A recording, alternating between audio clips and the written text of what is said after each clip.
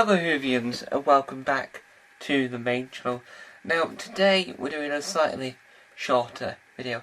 Now if you see me looking down at any point during this video, because on the floor I have my phone that's connected to the camera so I can see if I'm A, in shot, and B, we're actually still recording, because if you I can't remember the last video I mentioned it, the video assist, which is the monitor that sits on top of the camera that normally lets me able to see what I'm looking at, is currently unavailable due to the fact that currently there's an issue with the camera that will be fixed in a few weeks.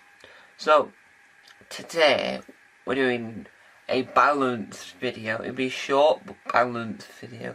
What I mean by that is that I'll be talking about something that's positive and negative. So there's two sides of it. So today we're talking about the Doctor Who podcast. The official Doctor Who podcast created by the BBC. So we're going to talk about the first iteration of it, that was before Ncuti Gatwa took over, as in the 60th anniversary stuff. And then we'll talk the Ncuti Gatwa stuff, because there's two different podcast teams doing it. Why? No one knows. So let's talk about the positive.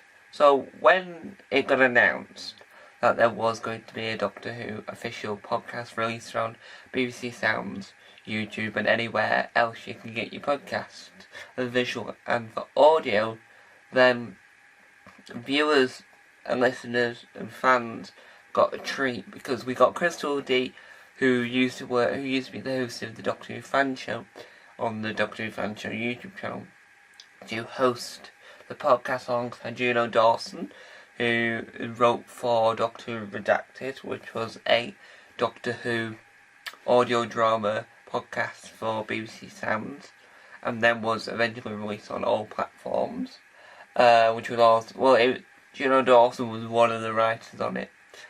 And then I think Tyrone, I think I'm butchering his name completely, I do apologise, was the third person hosting.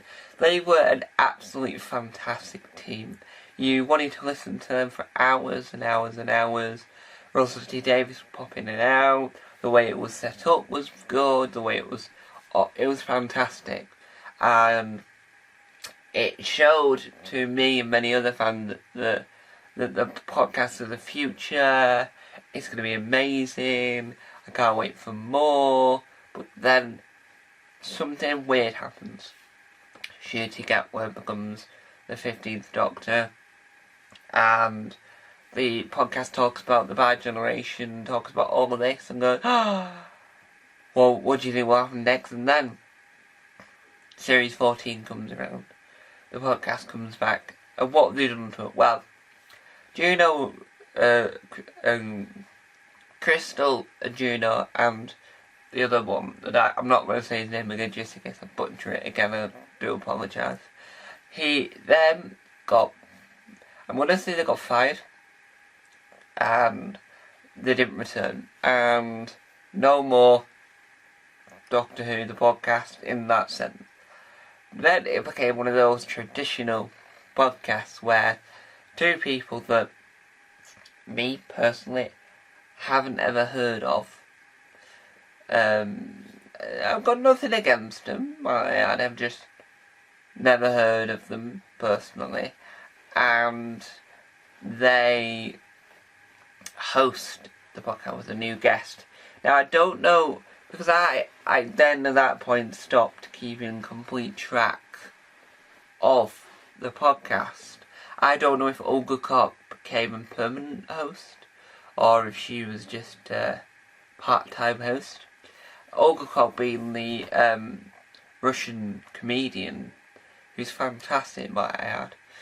So I wasn't 100% sure if she was knocking about, but Crystal D did return as a guest, and that's good. But I do hear, and I do see a lot of and I do agree with a lot of the points that makes it negative, shall we say, and I see why. shoving negative comments at it, because because if you've already established the podcast to enough and people are really enjoying it and it's getting really positive feedback, why change it? Because then when you change it, you're just altering it, and then it's just not becoming the greatest thing on earth. And from the clips I've seen, they don't seem like, they seem like it's semi-scripted. And when you see Crystal and Juno, and they seem, and generally they've said to him, right, we're gonna let you loose, do whatever you want, but you just can't say anything ultra negative. You can't say what bits you think didn't work, but you just can't say anything ultra negative. I think that's all they got given. And this one, they're like, just say the weirdest thing you could come up with, and say something you obviously know is not true, and don't just gasp very randomly, because it's, yeah. And so it just seemed in both senses slightly odd. So there we have it. My overall opinion is that I'm on both fences. I liked it originally and I hate it now. Or I don't like it now is a better word for it. So that's my opinion. Please let me know your honest opinion on the podcast in both iterations in the comment section down below, or wherever you're on the comment section of wherever you're watching this video. So there you go. Thank you guys for watching. Downward towards. Bye.